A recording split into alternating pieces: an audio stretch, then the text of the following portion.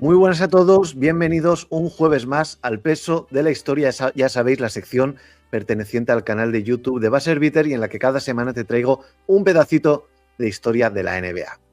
Con el anuncio de la inclusión de dos nuevas franquicias a partir del año 2028, mucho se va a hablar hasta entonces del draft de expansión. Hoy quiero explicaros un poco qué es un draft de expansión, recordar los que se han producido a lo largo de la historia y entrar algo más a fondo en el del año 1988, año en el que entraron en la liga Charlotte y Miami y que es el primero que viví plenamente.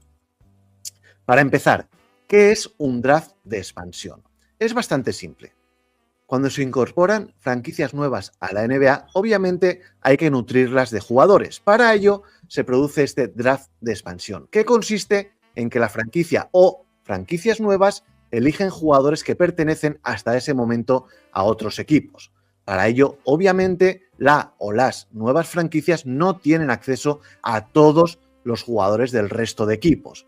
Y es que el resto de equipos tiene derecho a proteger un número determinado de jugadores, que normalmente es de 8. El resto están todos disponibles para ser elegidos. Si hay dos o más franquicias nuevas, se echa suertes cuál de las dos franquicias o más elige primero y van eligiendo a turnos. Primero uno y luego el otro. El equipo que escoge en segunda posición elige antes en el draft normal, el habitual, el de todos los años. Eso sí, no se puede elegir a más de un jugador de la misma franquicia por ninguno de los dos equipos. Es decir, si uno elige a un jugador de los Lakers, el otro ya no puede elegir a ningún jugador de este equipo. Esto es, a grandes rasgos, lo que es un draft de expansión. Así que vamos a repasar el del año 88, con Miami y Charlotte como protagonistas. Pero antes, ya sabes, que nos viene fenomenal si nos ayudas en este canal suscribiéndote al mismo, moviéndolo en tus redes sociales, dejándonos un like o simplemente un comentario para poder interactuar contigo. Muchísimas gracias si lo haces. Así que nos vamos ya con el draft de expansión del año 88. Pero antes de entrar con el draft de expansión del año 88, vamos a hacer un repaso de los 11 draft de expansión que ha vivido la NBA a lo largo de su historia y que serán 12 en el año 2028. El primero de todos se produjo en el año 1961 con la llegada a la liga de los Chicago Packers, ahora mismo Washington Wizards. Con la llegada de este conjunto, la NBA ya contaba con 9 equipos en la competición. En el año 1966 se incorporaron los Chicago Bulls. En el año 67 llegaron los San Diego Rockets, ahora mismo Houston Rockets, y los Seattle Supersonics, todavía Oklahoma City Thunder, para que fueran 12 los equipos de la NBA. En el año 68 llegaron a la vez los Milwaukee Bucks y los Phoenix Suns. Ya tenemos 14 equipos. En el año 1970 se produjo el draft de expansión para 3 conjuntos. Los Buffalo Braves, después San Diego Clippers y ahora mismo Los Ángeles Clippers, para los Cleveland Cavaliers y para los Portland Trail Blazers. En el año 74 llegaron los New Orleans Jazz, ahora mismo Utah Jazz. Ya teníamos 18 equipos en la competición. Saltamos al año 1980 cuando llegó a la liga el equipo de los Dallas Mavericks para que fueran un total de 23. ¿Por qué este salto de 18 a 23 franquicias? Porque en ese intermedio de años llegaron a la NBA los equipos procedentes de la ABA.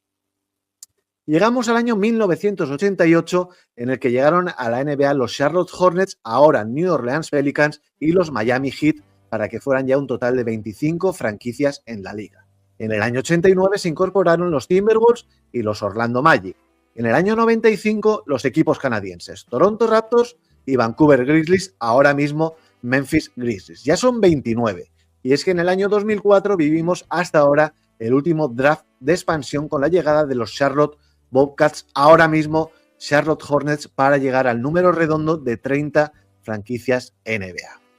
Como os he comentado, hoy vamos a repasar el draft de expansión del año 1988, el de los originales Hornets y el de los Miami Heat.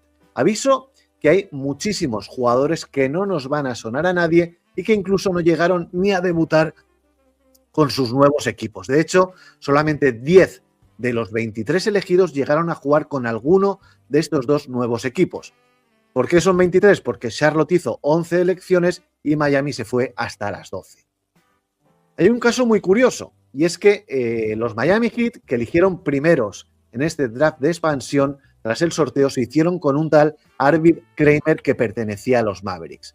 ¿Y por qué digo que es curioso? Porque Kramer ya fue elegido con la primera elección del draft de expansión del año 1980 por los Mavericks, pero nunca llegó a debutar con ellos.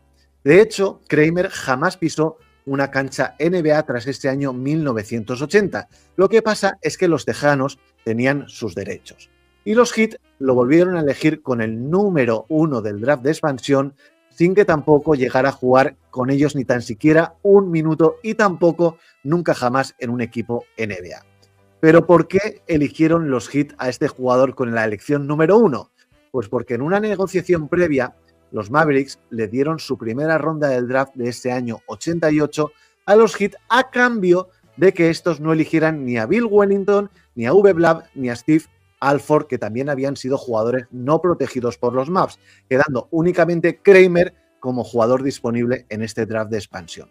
Los Heat accedieron a este negocio y se hicieron con la primera ronda del draft del 88, que finalmente fue un número 20, con el que seleccionaron a Kevin Edwards, a quien veis en la fotografía, quien sí que hizo una buena carrera en Miami, y lo seleccionaron a cambio de sacrificar, y muy bien hecho por cierto, su primer pick en el draft de expansión. Pero vamos a repasar todas las selecciones de una manera rápida de aquel draft de expansión y ya aviso, como he comentado, que hay algunos jugadores que no nos van a sonar en absoluto. Los Miami Heat, como he comentado, eligieron con su primer pick de este draft de expansión a Arvid Kramer, procedente de Dallas, que no llegó a jugar ni un minuto con ellos ni en la NBA. Con el pick número 2, los Charlotte Hornets, con su primera elección, se hicieron con un jugador que seguro os suena bastante más. Del Curry, procedente de los Cleveland Cavaliers y que estuvo 10 temporadas en los Hornets. De hecho, recientemente los Hornets le han retirado la camiseta con el número 30, siendo la primera en la historia de la franquicia que cuelga en lo alto del pabellón. Con el pick número 3 de este draft de expansión, segunda elección para Miami Heat, el equipo de Florida se hizo con Billy Thompson, procedente de Los Ángeles Lakers, que este sí estuvo 3 años con ellos.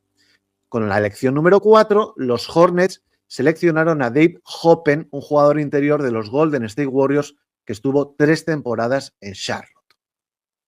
Con el pick 5, tercera de Miami, estos eligieron a Fred Roberts, procedente de los Boston Celtics, un jugador que seguro suena primero por su estancia en los Celtics y porque también tuvo un paso por el Fútbol Club Barcelona. Adelanto que Roberts no llegó a jugar jamás en Miami. Con la elección número 6, tercera del equipo de Carolina del Norte, los Charlotte Hornets eligieron a Maxi Box, procedente de los Washington Bullets y que llevaba una temporada en la NBA. El jugador más pequeño en la historia de la NBA, estuvo 9 temporadas en Charlotte y ya dije en un vídeo anterior, si recordáis, que para mí debió ser el primer jugador de la franquicia en tener una camiseta retirada. Se ha adelantado del Curry, no pasa nada. Yo sigo en mi empeño para que Box tenga el número 1 retirado en la franquicia de Charlotte. Seguimos. Con el pick número 7, cuarta del equipo, los Miami Heat eligieron a Scott Hastings, un jugador interior blanco procedente de los Atlanta Hawks y que tenía ya 6 años de experiencia en la liga y que estuvo una temporada con ellos. Con el pick 8, los Hornets seleccionaron a Mike Brown de los Chicago Bulls, que tampoco llegó a jugar jamás con ellos. Con la elección número 9, los Miami Heat, quinta de ellos, eligieron a un jugador exterior llamado John Sandball, procedente de los San Antonio Spurs, que este sí que hizo carrera en Miami, estuvo hasta 4 temporadas por Florida. Con el pick número 10, los Hornets eligieron a toda una leyenda de los Utah Jazz llamado Ricky Green, que ya llevaba 10 temporadas en la liga y que estuvo una temporada con ellos, la 88-89.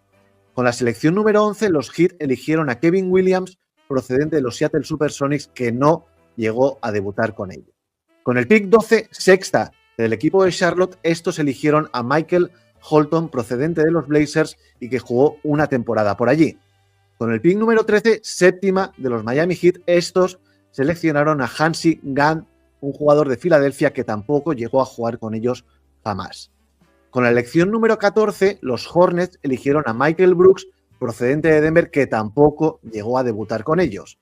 Con la selección número 15, los Heat se hicieron con Darrell Valentine, procedente de Los Ángeles Clippers, un base con 7 años de experiencia y que tampoco llegó a jugar nunca con Miami. Con la selección número 16, octava del equipo de los Hornets, estos se hicieron con Bernard Thompson de los Phoenix Suns, que tampoco llegó a jugar con ellos.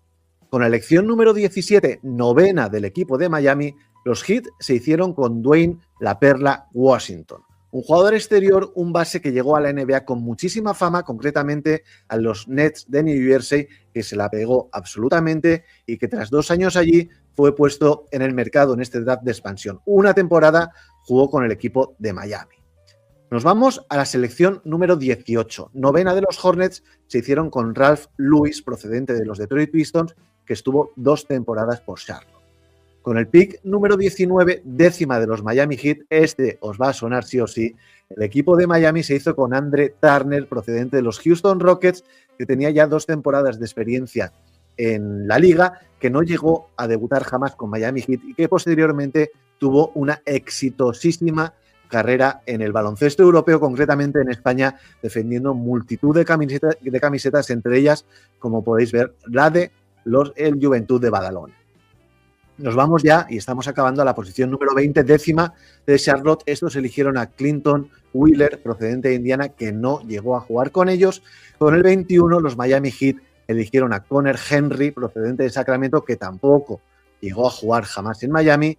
Con la 22, última del equipo de Charlotte, estos se hicieron con Cedric Toney, procedente de los Knicks, que tampoco llegó a jugar jamás.